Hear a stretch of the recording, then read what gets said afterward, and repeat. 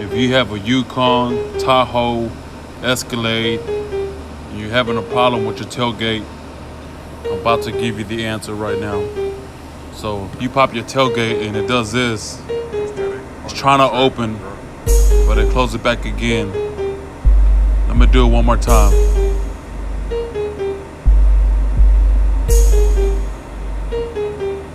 See it? But it comes back down again. I'm gonna step back and I'm gonna show you again. So if your truck is doing this is exactly what you have to do.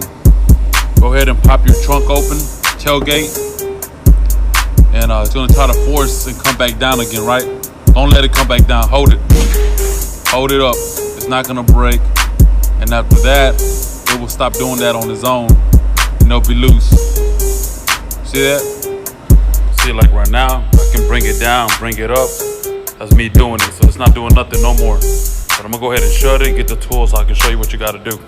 So the only tool I need is a flathead. So we're gonna go ahead and open the tailgate, like I said, force it up.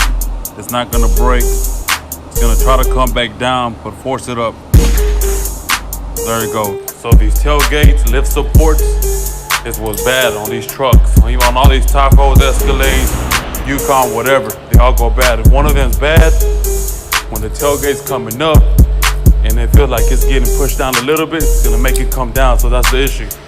Pretty much all you gotta do is just swap those out. Just like this with a flathead, that's all you need. You're gonna swap both of these out, and that's it. Put some new ones, problem solved. You ain't gotta go spend all this money wherever you bought the truck at. This is all you have to do. Plain and simple. These are the new tailgate lift supports. One for the left side, one for the right side.